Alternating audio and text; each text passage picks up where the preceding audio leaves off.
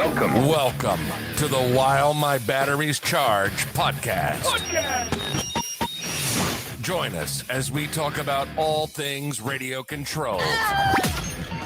And now, your host, Folks, this man, he is the king. Mr. CCxRC himself, Tony CC.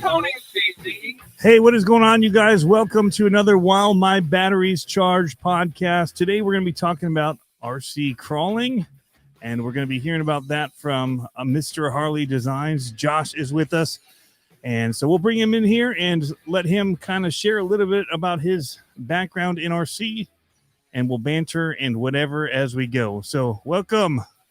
How's it going? Good morning. Well, good morning on the West Coast. It's afternoon here, and it's snowing.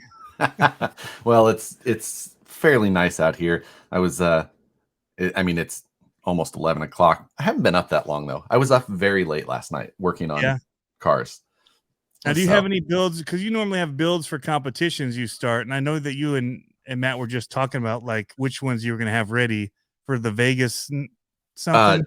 This year, Scale Nationals is coming in April. So that's like 4 months away. So I'll need 3 trucks ready for that competition.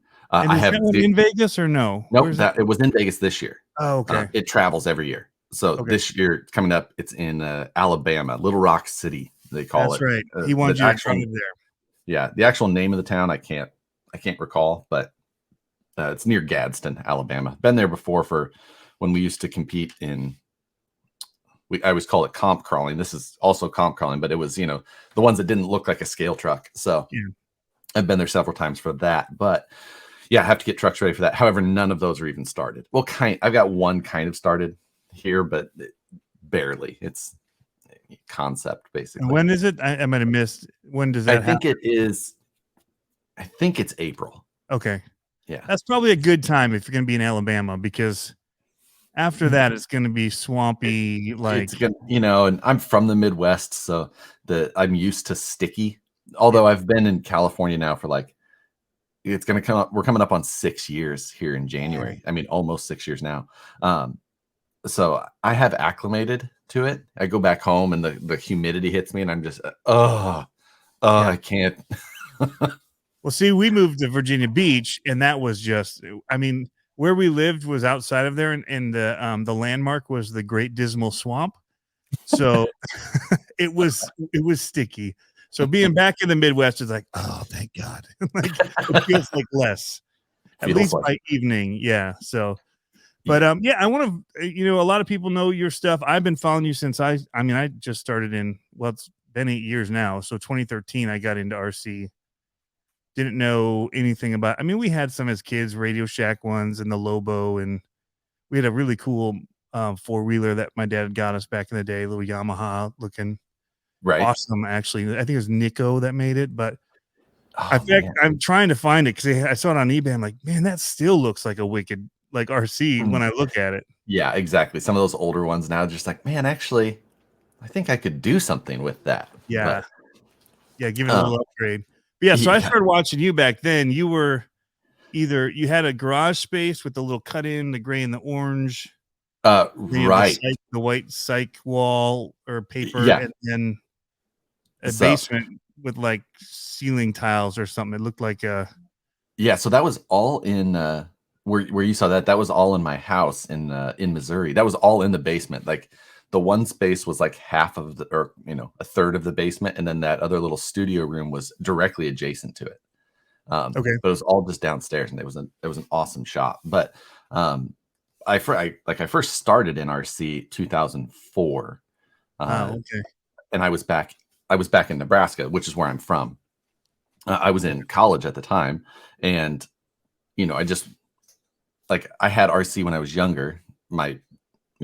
We were my dad was never into RC of any sort or anything like that. So when I decided I wanted to get an RC car, it was just because I had one when I was young, and I was just I'd like maybe I want a good one. And at that time, it was just your choices of RC cars were you got a Savage or you got a T-Max. Those were the 2 RC cars that you got, because that was just, back then you'd look at the magazines and it was just every aluminum hop-up or spinners you could put on either of these two vehicles at the time, you know? Like I remember looking at the magazines, and it was like the guys in the magazines wanted to be like Orange County choppers, you know, they were trying to do theme builds with like, Oh, really? it was just that type of time. There wasn't the aftermarket support that there is now for a lot of these, no?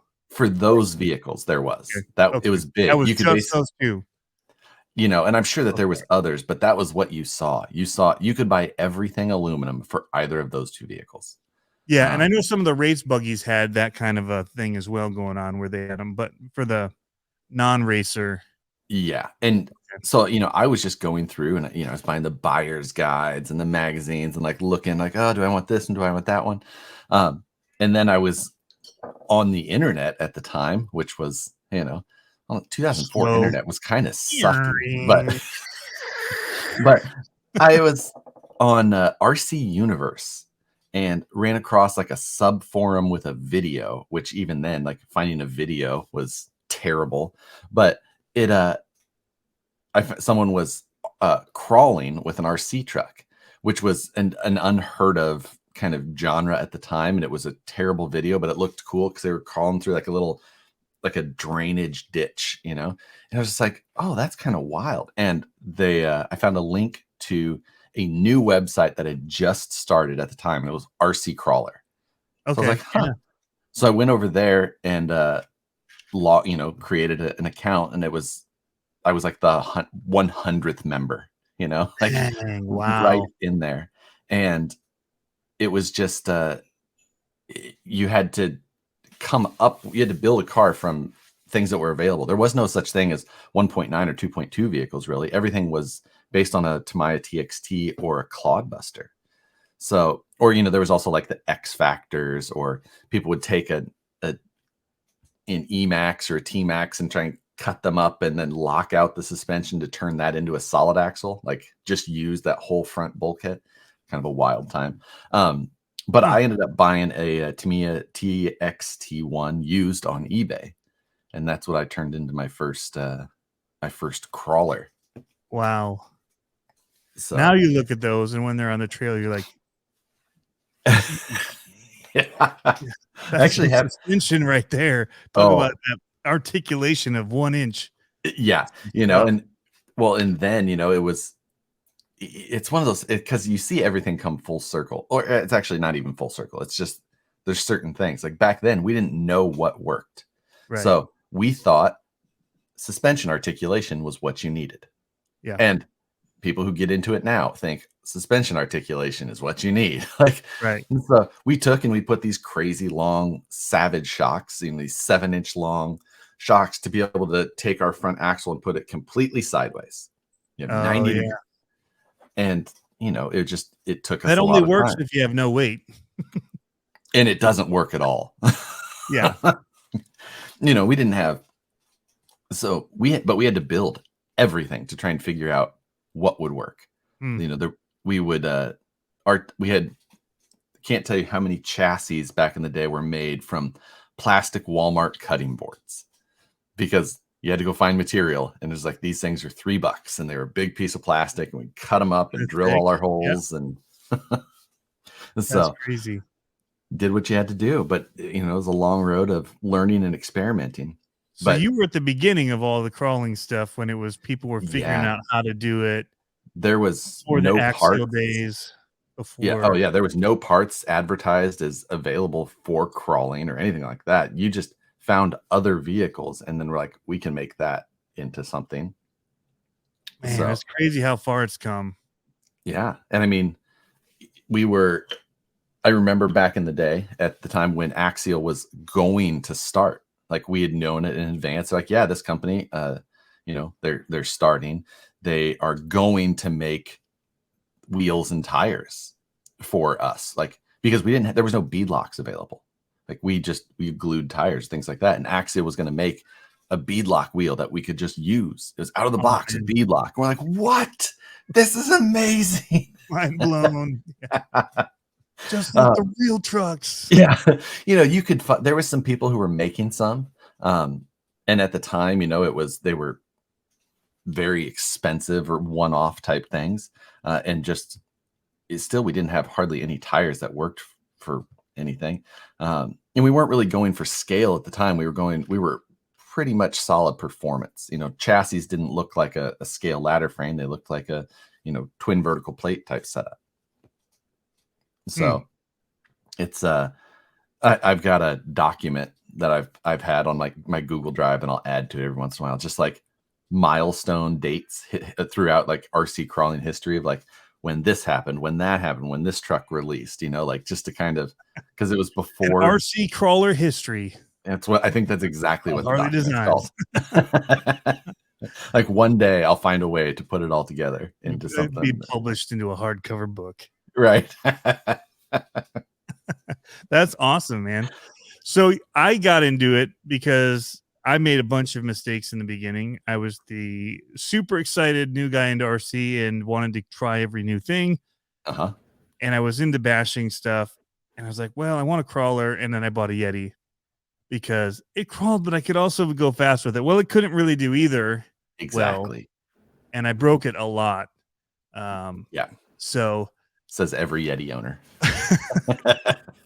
However, I did learn how to fix the AR60 axles, which has come in handy when I got into the monster truck stuff, and they put those on the SMT10. So that was good. Exactly. Now, did you come into RC with like mechanical knowledgeability, or was it just like this is where you had to learn it?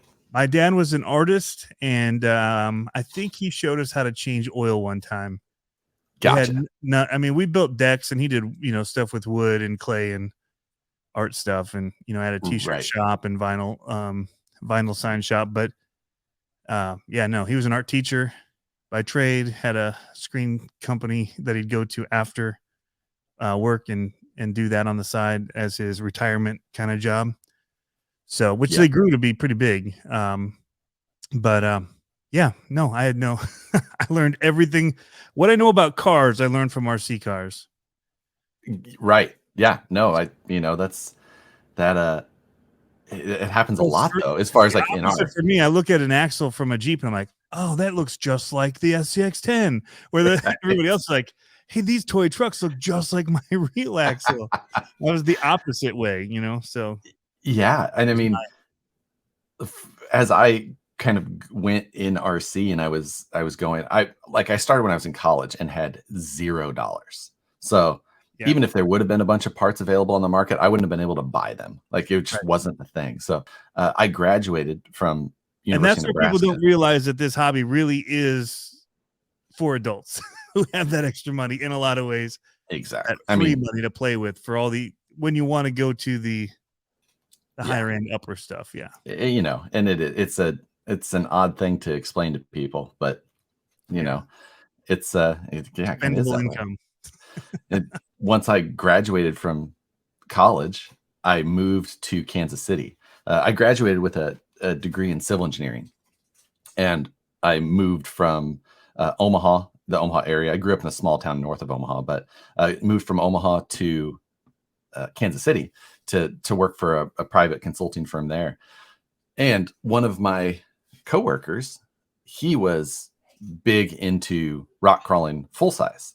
Nice. So it was, and I was just like, oh, well, I'm playing around with these toy cars, but it was pretty amazing because I could go and like, I would wheel with him, or, he was in, full fabrication mode. So he was, his buggy was basically ground up. So at that whole time I was learning how to, all of the full size things as well. And you hadn't done that before, the welding and all that? Was that you learned it? No, or the welding stuff I learned on my own for RC mainly. But then that would also kind of translate across. But, I would do a little bit of full size design work with him to help on that, just because I was a little bit more CAD savvy at the time. CAD background for your civil engineering. And so things like that. And it just kind of kept, kind of just the ball rolling. I ended up competing in full size rock crawling competitions along with him and another friend of a friend that used to compete with him specifically. They traveled in the We Rock circuit, which is the full size world extreme rock crawling. Right. And then after he was done driving, his spotter took over for driving, and then I spotted for him.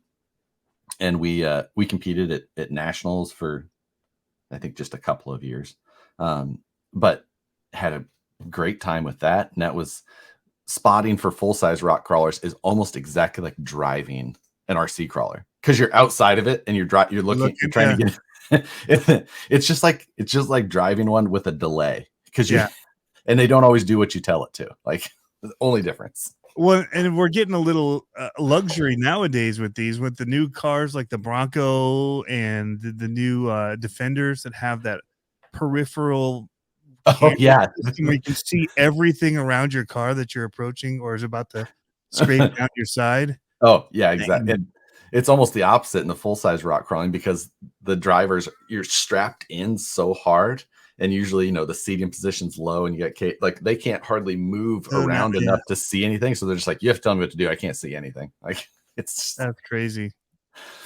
So did you ever think, hey, this could ever be a full-time job, or did that just kind of fall into place? Like, so when I know with YouTube and stuff, that side of it, the video side of it, everyone's like, I want to do YouTube. Like, because I was a video person, that's where I come from. My background's in video production, and people are just like, I just want to do YouTube and make that thing my job. And so right. Is that RC for you, like, as you're learning all this stuff, or it just kind of happened?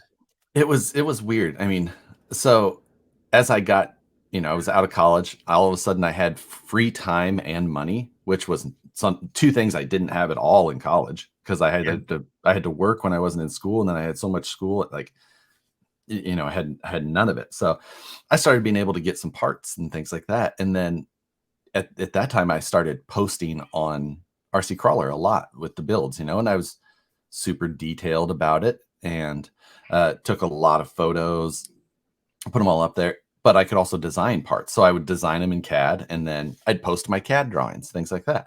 And I ended up getting some phone calls back in the day. And one of the huge stores and producers of parts then was called TCS Crawlers, or the Crawler store. Yep. And Kevin was the owner of that. And he's just like, he messaged me, he goes, hey, would you be interested in designing parts for us? And I was like, sure. And I remember it was when the Wheelie King came out, and like that came out as a 2-wheel drive only, and the chassis was way up, or the servo was way up in the chassis, and had that weird steering. I had designed a servo mount for it, and I just posted it up for free. I posted up a template, like, here, take this template, put it on something, cut it out, and you can bolt it on your Wheelie King. And he shot me a message. He's like, hey, you mind if you'd be interested in designing some parts? I was like, sure. So he just started he'd send me cars and parts, like all kinds of parts and things, anything that I needed, he'd send me, which was amazing. I was just like, I could just build whatever cars I wanted. And I started designing a bunch of parts. And he was always just like, hey, like, you should just like come, like, just let's do this full time. Like, come work with me. I'm like, I've got a really good job. Like, I don't think I'm going to make more money playing with RC cars than my professional civil engineering career. And he always kind of, hit on that. And I was like, I don't think so. But being that I was still doing that, I was still getting parts, and I was doing more and more builds as time went. And then it kept going. I did some design work for Axial back in the day. Nice. I did like their 1.9 and their 2.2 Ripsaw tires. Okay. Designed those. Those came on the Wraith, and the came on some of the. I can't remember which ones the Ripsaws came on. Came on all that stuff you had to do in CAD. Yeah. Oh, nice. So designed those in CAD and sent those off to them. Just little things like that. Just, it was always one of those. It was just peripheral. It was extra money. Get a check from Axial. Like, look at that. Like, so, and then time just kept going, and I started getting into videos later, and I started working with the guys from Vanquish. When I started following your stuff is when you started doing the videos. I wasn't on the forums. Just so much information. It was like overload on the forums. And the only reason I started doing videos was mainly because of Futaba. So I worked with Futaba since 2007 or 8. I can't remember what year it was. I think it was 2008. It was 2008 for sure. It was right before nationals. And they were coming out with a new radio at the time, which was going to be pretty perfect for us. And it was the 4PK. They had the 3PK before that, but the 4PK was going to be the radio that we needed for competition rock crawling. And long story not so long, I got a bunch of messages from a guy who seemed to know some stuff. And I was just like, what do you do? And he's like, well, I actually work with Hobbyco at the time, who was the main contact for Futaba in the US. So we started working together, and then I got on with Futaba, and they started sending me radios. And it's really, if you ever owned a Futaba radio, that's pretty much like having somebody send you a gold bar. Like, here, you're right. You ever owned a Futaba radio? Me? No. Okay. No, well, for those that do, gold bars. Yeah. For it. For those that do, they may understand that programming a Futaba radio, not the clearest thing in the world. There's a lot. It's very Japanese. So like, this is the way. This is just how. Like, this makes total sense to us. So I started putting videos up on how to program certain things. Like, here's how you program a 3-position switch on this Futaba. Here's how you do dual ESC programming on this Futaba. And it was so much easier to do it. Easy ones to program that can be tricky at first to learn. Exactly.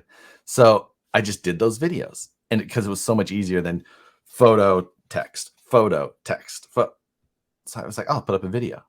And I just started doing those. And then that later turned into doing more and more video. But that's really why I started, was just because I was working with Futaba and it was easier. So, and that was on my old YouTube channel, which it was called Bird Reynolds. Like, which is still up and it still has those videos on it, but that's good.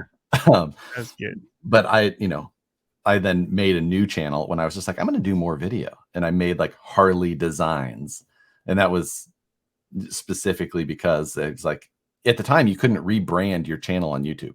Like, it just was what it was. So, and I'm still glad that I did, so that mine isn't Harley Designs, but it's at youtube.com/Bird Reynolds. Like, yeah, I'm glad that I rebranded. So where did Harley Designs come from? That was the forum days.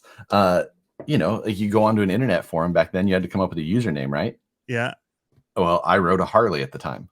So, and you did design work. And the designs part came later. It was, I think my screen name was Harley 0706 at the time. Because that's how you did things back then. You had letters and you had numbers after a name. So, it came. And then when I started designing later, it just became Harley Designs somehow. And that's funny. Mine was a forum name too, but it was CCRC. Just my last name is CC, but I just got rid of all the vowels. The E's. CCRC. And then I tried to buy the domain name, and they didn't have it. And the logo has that X in the middle, so I just added an X to it. And from that on, every forum after that had an X in it. So, although on Ultimate RC, it's still CCRC. Is that forum still up? I don't know. I doubt it. Yeah, I can't remember. I'm gonna look. With Ultimate RC, was that Jang's channel? It was. That was. Yep, Ultimate RC. YouTube is there, but it looks like no, I don't see it pulling up. RC Universe is still there though. RC, yep, that was a big one. Yeah, no, it's gone. But it had something. It got attacked, and he never. I mean, it wasn't his thing anymore. He's into Legos and Legos. Yeah, yeah. I mean, probably way more lucrative. I can say that much. Oh yeah, like you're saying, how everyone's always like, yeah, I want to do YouTube. I'm like, you should find another way to make money. Like. People interested in RCs, people interested in so many other things. Bigger audience out there. If I wanted to make money on YouTube, let me tell you, I would not do it in this area. I would not do it in RC is what I mean. Yeah, no, you would just do it on your cats. I mean, that would be $1 million channel right there. I'd throw flour on my wife when she walked in the door or something like that. Like, gotcha. Funny cat videos. Exactly. Yeah. So I don't need any more excuses for my wife to buy toys for The cats. Our Yeah. cats. I was so jealous when you got your latest one. I can't think of the name. Chief. Chief. Chief is our new one. Yeah. I've wanted a Bengal cat for a long time, and I've been looking at them. We're like, Savannah cat, Bengal cat stuff. I actually got taken by an internet ad for a cat. Oh, dang it. $500. Yeah. Deposit gone. Yep. There's all through Google, like ads and everything. You think it's legit. Everything checks out, and they're good at it. They know that you can get a soft spot for cat people. Like, well, no, because breeders, they're, yeah. I mean, I talked to them on the phone. Everything seemed good. Because I was so leery.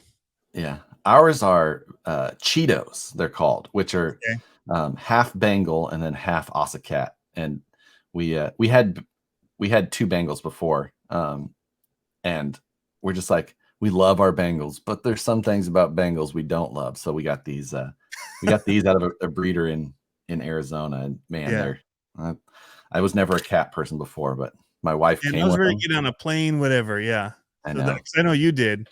Yeah, so went with you to get them. Oh no, I had to go by myself. Oh. We got him during COVID too, so it was just like, you will go die for my cats. Yeah, exactly.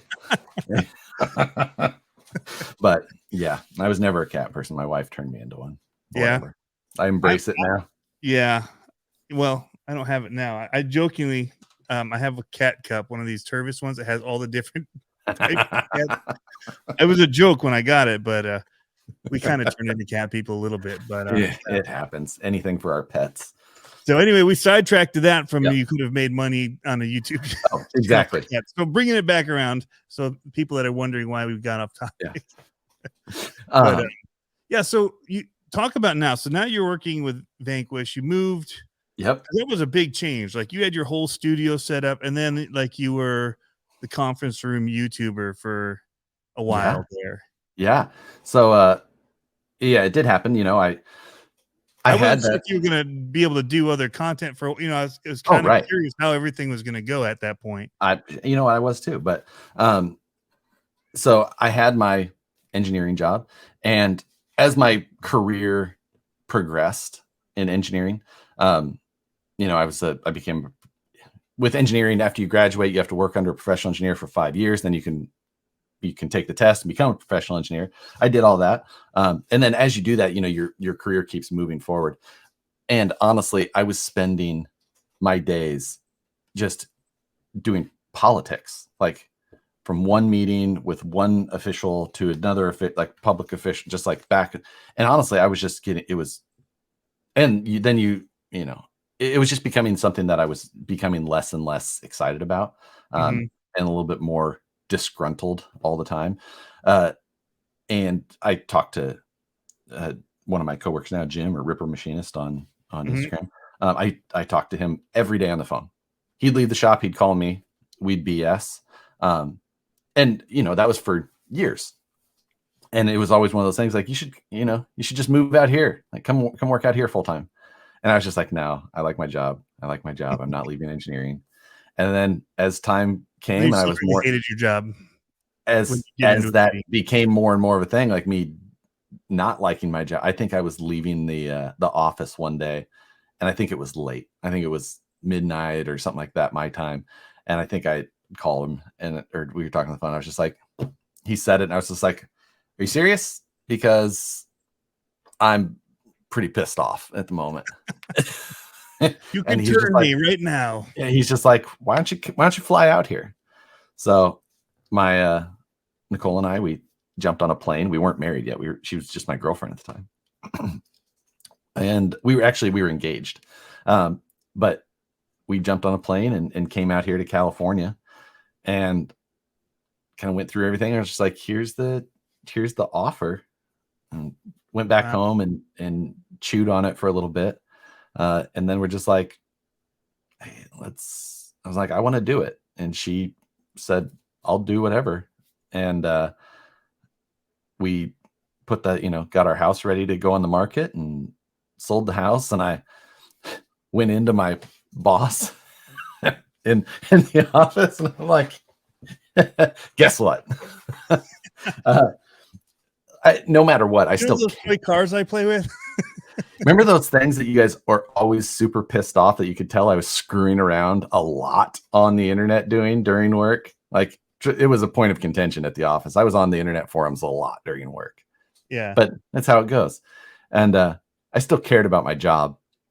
And I was on a project that I had been wrapping up for about 2 years, because that's how engineering projects go sometimes. So I was just like, here's the deal. I'm leaving. But here's when I'm leaving. I gave him 5 weeks notice. And I was just like, so it was a matter of like, I'm going to try and get you guys through this project, which was a very difficult project at the time. I was like, I'm going to try and get you everything I can before I take off. And so I, professional courtesy, even though I was leaving the industry and I could have just lit a match and walked out the door. And did our thing. And then that's awesome. It left and moved out to California. And yeah, now I came out to California initially. And yeah, like you're saying, conference room. And honestly, I'm not sure. Do you ever watch any of your old videos? Oh gosh, no. It's the worst thing, right? Like they're awful. I wish I could delete every video that I've ever made that's older than like 6 months. Like always, just as that time goes, it should just keep deleting the old stuff. Yeah. Because anytime like one of them comes up or I like need some information out of one and I open it and I'm just like, oh my God, this is disgusting. But when people comment on some of the old ones and I go back to try and figure out what they're talking about, and I'm like, oh God, this is awful. It's just whether it's production value or whatever. But for a long time, yeah, I was in an apartment and I didn't have a workspace in the apartment. So I filmed and worked on cars at the office, and I did it in a conference room there. But it's a machine shop. Like, so it sounded terrible. There was background noise. I was literally having to yell, which that's what now when I watch those videos, I'm just like, I'm so disgusted by them. Like I would literally go delete them right now. I still yell though. And even now, like this isn't how I would normally talk to somebody. I have a much quieter talking voice, but it's very boring. Oh no, I'm very sleeping. But you have a good cadence to yours. I mean, it feels very like you're ripping through stuff. Yeah, I'm just a opinionated a-hole all the time. Doesn't really matter where, video or not. But if you owned a hobby shop, you'd be that guy where people are like, nah, I don't like going there. Yeah, I don't want to talk to that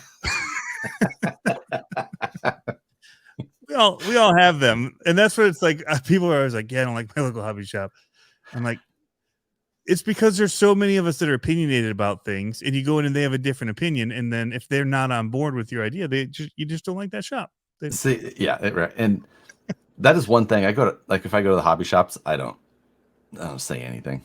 Yeah, I just paint. The only reason, like when I go to the hobby shops, like I go there and I see friends that I know, like being that I'm in the business now, like I deal with them on like one of the guys is the buyer for our stuff, and we're usually bullshitting about other things that are not RC in the slightest. Right. It's just,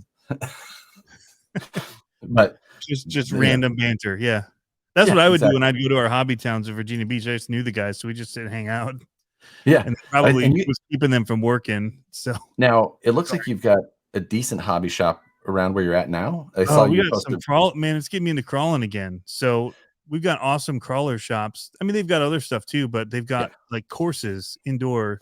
Nice. It's Michigan. You got to have indoor stuff. So, but yeah, it's a lot of fun. Because you had nice shops back before, but yeah, I'd seen your social media here lately, and you were posting some videos going to, popping into a place. Honestly, it's so nice to have a good hobby shop. Like, Kansas City had 2, and they were good hobby shops that didn't have a lot of scale stuff. But if you needed something that was a necessity type item that you expected them to have, they did, and they were good people. And for those reasons, that was important, especially when I moved to Kansas City and I was like only being able to start buying stuff. Like there was things I didn't know or didn't do well. And there were some just legitimately helpful people. Like Hobby Town on North Oak, if you're familiar with Kansas City, was like my home hobby. It was like familiar with my home hobby shop. Obviously you're not, but the I've people been there listening. before. No, I've And gone and shot videos there in Kansas City, in St. there you Louis. And yeah. Um, Louis is interesting because they needed your help because they were blocking off all the roads to keep traffic and the drive-bys from happening so easily. Yeah, So, yeah. I've made some tours of St. Louis in those type of situations as well, like Yeah. inadvertently, but Yeah. So you had a great shop and they helped you steer you right. yeah, they just some basics, like honestly, some early basic things that I just needed. And it wasn't like I went in there asking for help. They're just like, "Oh, you should be doing." And I was like, "Oh," and it was just helpful things that have lasted through my time. And man, it's really helpful. And it sucks when people don't have good shops, and I get it. Yeah. We have like there's a lot. And I haven't even been to them all yet. Like Michigan's a state that just loves hobby stuff, from outdoor activities, from fishing, skiing, off-roading vehicles. I mean, everywhere there's sand dunes, there's just lakes and rivers and stuff everywhere out here. And we have two of them where the guys are actually hobbyists themselves. Like they're into the hobby, they know it. And then there's one that I go to and I'll ask, and I swear, like, they don't know anything about what's coming or new, or like they're not like into it. They're workers there. Then they have a lot of other interests of stuff that are hobby related, but not necessarily RC. Yeah. And so you notice the difference between the RC only shops to the full like trains and models. Right. And so one of the conferences I go to is called the National Retail Hobby Store Association Conference, and it's in Vegas every year, and it's a good time. But you see, it's the shops come there because that's the name of the convention, right? But the shops all come there, and you see exactly that. You see both sides. You see the guys who, it was kind of wild. In 2019 was one of the best years. These guys, I can't tell you how many people came in. They're like, we just bought this existing shop. Like this guy had been into, because I mean, it's still kind of a norm. If you go into a shop, how many of those shops are owned by people in their 40s even? Like it's a minority. Like they're going to be in their 60s, 70s sometimes. Like for some reason, like there wasn't a lot of just hobby shop turnover with that type of thing. So it was a lot of these older shops, but you start getting these new owners come in and that were excited and would either knew the industry or were actively learning the industry. Yeah. What's news coming out, what people like, what people are asking for, and they're listening. Because a lot of guys, like, they don't listen. Someone comes in, they're like, do you have the new Axial 4-wheel steer capper? They're like, nope, never heard of it. And then that's it. It's just in one ear and out the other. Where other guys be like, someone's asking for that, I'll look it up or learn about it or make sure I have it on order or whatever it is. But huge differences in mentalities. And I think it probably comes with just being soured over the years from dealing with people like you and I. But hey, I try to be cool about it. I just had one where that happened, where I was trying to get a very it was actually these hot racing links for a build, SX24 micro build. Yep. And they had no idea who Hot Racing was, and they looked it up and that they could get it and whatever. And I was just like, never heard of Hot Racing though. Yeah, like, oh, I could get by it looks like they're coming in March. I'm like, March? Like, no, they're in stock places right now. Like, I don't want you to order it for me. Like I'm not gonna wait till March. It was a different, like some new different thing. Anyway, just weird. But so it's pretty crazy. So you got in and you're working with Vanquish, in case we haven't said who that is, and making awesome cars. I have the Phoenix still in the box. I saw it on your desk. I saw it on your social media post. I see it. I see you not doing it. It was so like, I'm ready to get this and do it, because everybody, well, what was cool is you guys announced it and released it same day, which made me be like, okay, now, like, boom, pull the trigger because I can get it. Right. Well, then like a bajillion things happened right after that. And so it's the things that you spend your money on that you get to first. Exactly. Like oh man, that's Vitavon stuff waiting to go onto a Riff too. About $500-$600 of parts in a box. Yeah, I know how that goes.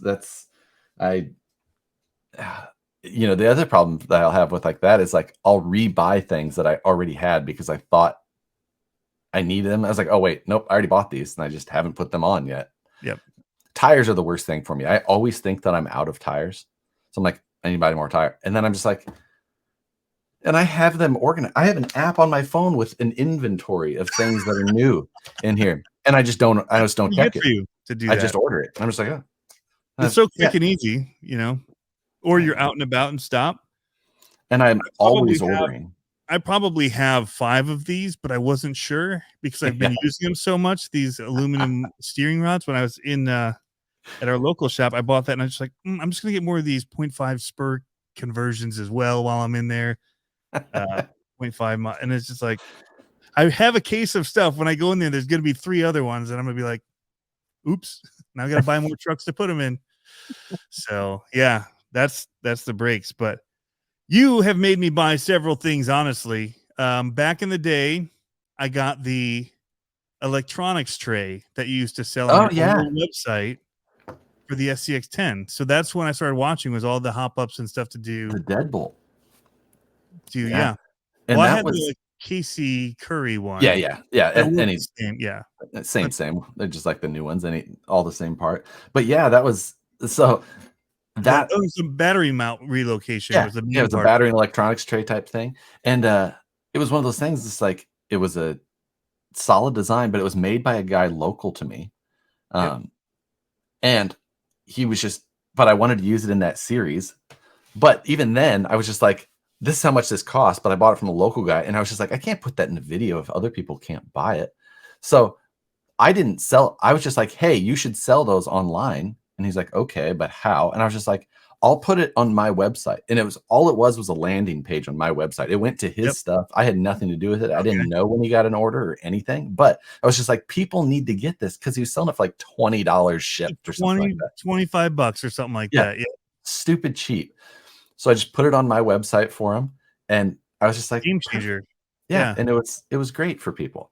Funny thing about that is like that design is basically very similar to what we ended up doing on the VS410 chassis kit or the original Origin kit. Yeah, with the separate plates on the sides. Well, it was one. Oh no, on the VS4 the chassis kit or the Origin. That was one. It was one original. Well. Yeah, same design basically. I haven't seen an Origin with the body off. I don't think. Yeah. So I knew a guy that had one, but we were always running when he had it. Don't think I saw. And if I did, I think he did take the body off, but he'd done. It's hard to tell because it's got a battery in it and everything else. A lot of it's just the way that it is. But yeah, that was cool. That same design, basically of battery location and. Yep, exactly. It worked. It definitely worked. Yeah, got things up in the right spots, and the SCX10 back then. Looking at it now, it's just like how far we've come from that. Yeah, but how similar a lot of things still are. Yeah, I'm glad the steering has been addressed because that thing it's like driving my 250. Yeah. Eventually I'll get around the corner. So that's been a learning curve. So you also made me buy a vacuum former. Oh, yes. Which has been really, really fun. Has it been? I've only had it a week and how many have I done? So yeah, that vacuum former, funny because that's a local guy as well to me. Really?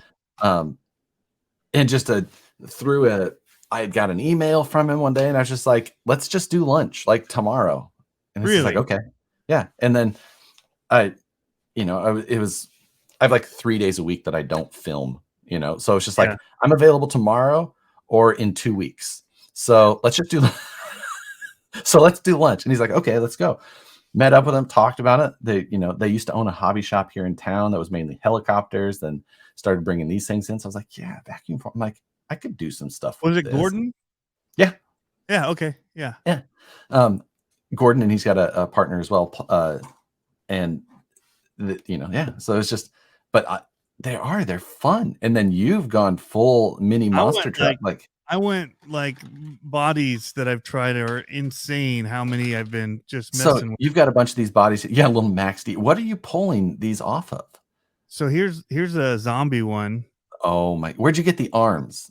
Off of the metal one that you buy you can buy metal ones, which we thought we could use for our monster trucks, but they're too heavy. It's so heavy. Yeah. So I just unscrew the bodies and vacuum form it. I cut the arms off so the mold would work. And then I realized I could just screw those in with just a servo screw that is like tapped. Right. So, man, you can buy these little mini monster trucks in metal.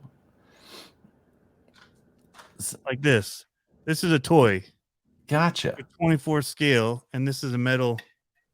Perfect. Super heavy. And so it's just as a mold for. The perfect. So now, for if people don't understand, I know you and I have both posted them on our social media, but God, that looks good too. These vacuum formers they're basically a tabletop size. You know, they're 18 inches by 24 inches. Yeah, one in the background of Tony's video. Yep. And it's you put a piece of plastic in it, and then you lift it up, and it's got a heating element above it, and then you have your buck below it that sits on the vacuum table. And once the plastic droops down enough, you just pull the plastic down, hit the vacuum button, and it's just shoom. And it's so much fun. Yeah. I've been trying to make them better than just unscrewing them.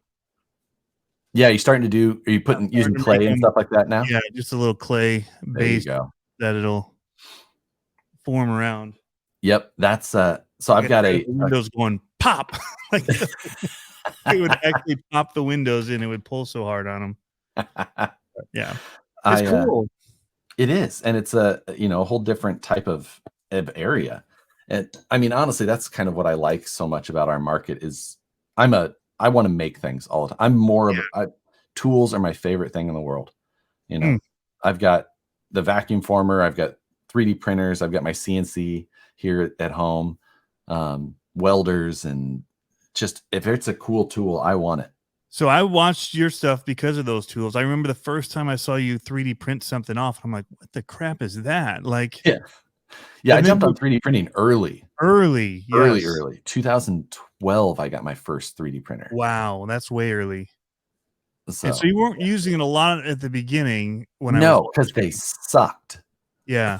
But I still used it here and there. But even now, I use it in similar ways. I don't like the scale little things to make because I don't think that they look good. I think that they look like 3D printed items generally, and that's what I don't like.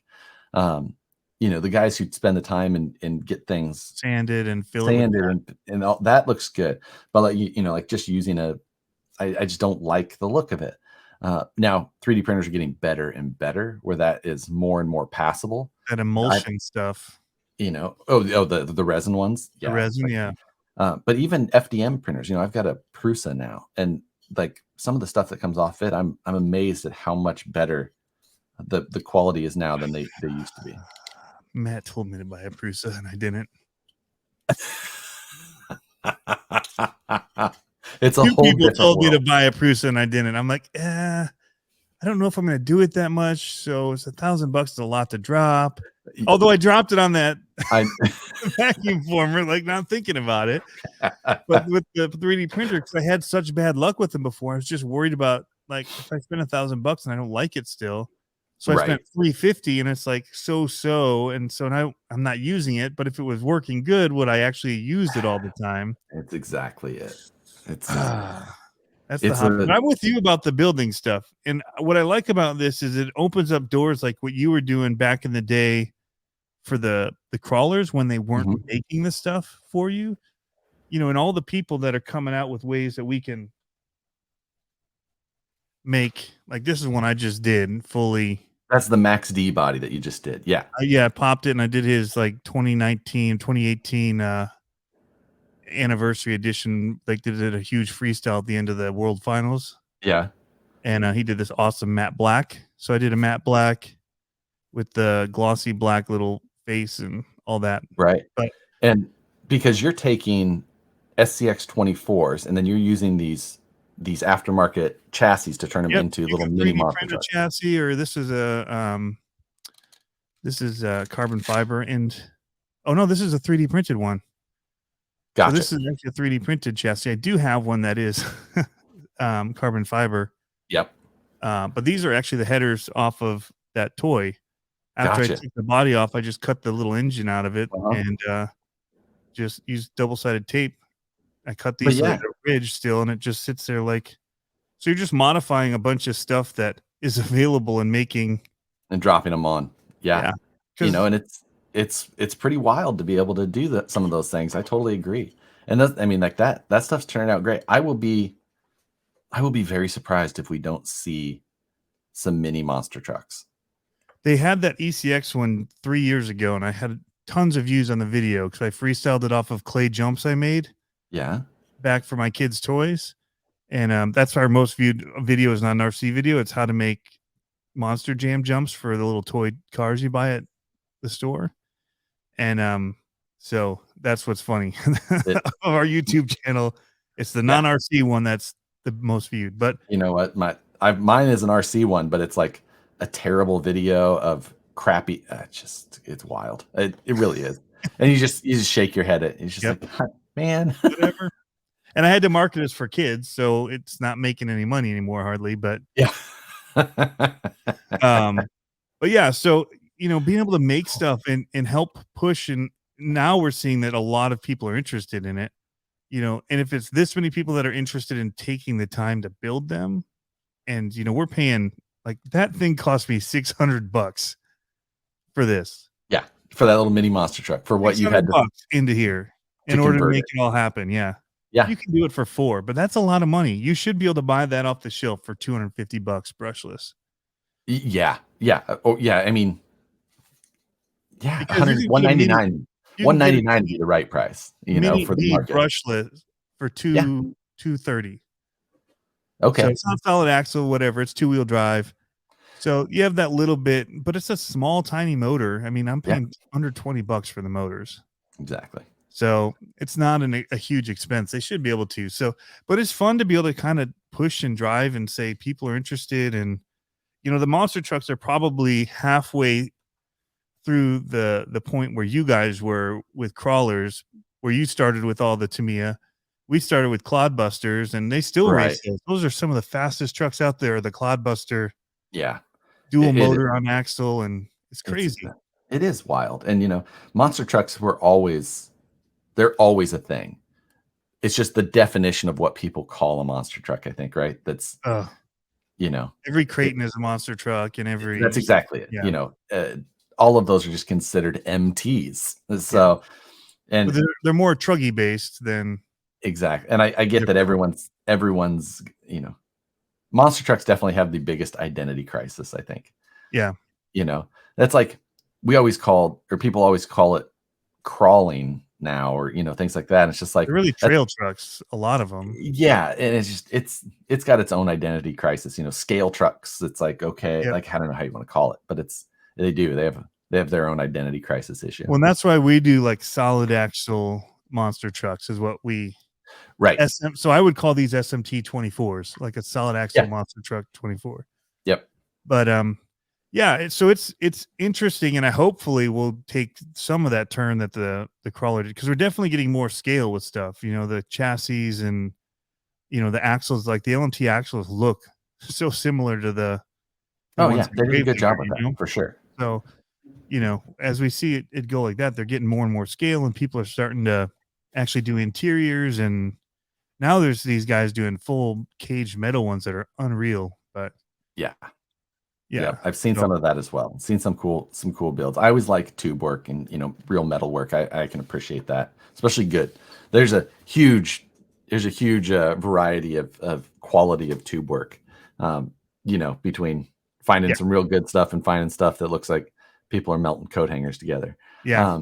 But it's I've got a bunch of tube trucks behind me here, and some of them I've made, some of them I've bought. I still buy a lot of cars. I buy a lot of Vanquish cars. Yeah. That don't appreciate it. Like, I'll take it. Oh, I see one that looks like someone did a really good job on, and I'm just like, I'm gonna buy that. Like, I still buy and sell a lot of cars. Because it's an easy way to make some make money. I'll find local cars for sale, and I bought one the other day for like $400, and I sold it for $700, like just because it was too cheap. Easy way to like fund this ridiculous I'm really bad though, because like when I'm done with mine and I want to sell it, it's like it's dirty, it's whatever. I'm just posting it. Like I should take the time to clean it and make it like worth more. Right. And just so like I don't have the time, I'm selling it as is because I need the space is what it becomes. I've done that a lot as well. And you lose on it. But saying this I'm going to try and make myself sound as least like a D-bag as possible, an internet D-bag. But some of it now, it's just like if I've done a video on it, all of a sudden that car is worth more than it should be. Yeah. And I can then, I'll put it on my website for like, if I put it on my website for sale, I just have a for sale section on my website where I can just list stuff. I don't have to go through Facebook or whatever. And I'll just put it up there. I'll put up the price and I just let it sit. Or sometimes they don't sit at all. They just sell right away. But you can make more money on it because I've done a video on it, or if I've done a bunch of videos on it, Jesus. But think about how much you can make if you even talked about it in a video being for sale. Yeah. Point people to it, then it might not sit at all. Yeah, it's crazy. I've seen some of your stuff for sale. I tried to buy one of them, but it sold out from under me. Yeah, and it's just remember what it was. You know, my biggest problem though is that I buy those cars to make money. Like I'm going to buy this and flip it, and then it sits on my shelf behind me for a year. I'm like, I don't know that was really the most efficient use of income. Did you have a Toyota like Ivan Stewart? I did. One? Yes, that's the one I wanted. And it was funny because orange. I bought that from Matt. Yep, exactly. Yeah, and bought that, did some cleanup on it. Yeah. It was owned by two of us internet a-holes, and oh, it's so funny. I hate when you come across that way sometimes too. Like, I'm actually a pretty shy person. So like when I'm at a shop, if I'm not talking to somebody, it's not because like I think I'm better than them and don't want to talk to them. I'm just kind of in my element of like, you know, if somebody comes and talks to me, I'll talk all day with them. But sure, I don't go out of my way like, hey, what's like, you should know me. Like, it's exactly. I'm not trying to be pretentious or anything. It's just like, that's exactly. It's kind of weird. I feel like some people get that vibe of like, and he's real snooty. Like, oh no, I'm just like, I'm just not I don't know. I've become more outgoing as I've got older, but I'm not that like my brother is that guy. My brother will just start talking to any. Somehow he can sell somebody something in a store. Like, we're here to buy something, Jake. Like, my brother and I are very different in those ways, and he is that. He'll start talking to anybody, and and I'm just like, nah, I'm just. Now if I do hear somebody looking at a car, and if it's something I've had, and they're asking, I could tell like the worker doesn't know anything about it. I'll jump in and like, help sell it. Like if it's a cool car, like, oh yeah, I have one of those amazing. I don't say like, oh, you can watch my video. I don't like that, but I'll tell them like, yeah, that thing's awesome. If there's if there's like a real clear like opportunity, like there's an opening in that conversation, maybe I'll do that. Otherwise, I usually just shut my mouth and just kind of, how's it going? Yeah. I've been in full conversation, like I've been in conversations with people about my videos without them knowing it was me, and I've not said anything. Oh, that's funny. I walked away from the conversation, and the guy behind the counter at the hobby shop was just like, "That's him." And I could hear it, and I could hear them one, and I was like, right out the door. Like, he brought up my name about the video because that's what he was. I had some knowledge about this thing, and I was trying to helped him out. He's like, "Oh yeah, I saw this video. Harley did it, and he was doing this and this." Like, yep, cool. Yeah, they had videos of mine on at the Hobby Town one day, like because they used to have on like a YouTube loop, and one of mine was playing. And somebody was talking about it, and I'm like sitting right there watching. It has no clue. I'm like right there, and I didn't say anything. I just kept doing my thing, But it's exactly really weird, very awkward. It's funny though. No, well, thanks for coming on and doing this, man. I don't want to keep too much of your time. Yeah, I'm gonna go do some running. An hour. Yeah, and but I'll hopefully have you on again. We'll talk about more stuff going forward. But this has been a great intro. Everybody knows who you are, anyways. That's listening to this. I'm pretty sure if they're into RC enough to be listening to a podcast, I'm pretty sure they know who you are, or they absolutely hate crawling. And right, I was going to say, I was like, they're going to have to really like this very small niche of RC and the. So, but anyway, thank you guys for tuning in as always. Thanks, Josh, for coming on, and we'll catch you guys next time. Thanks, Johnny.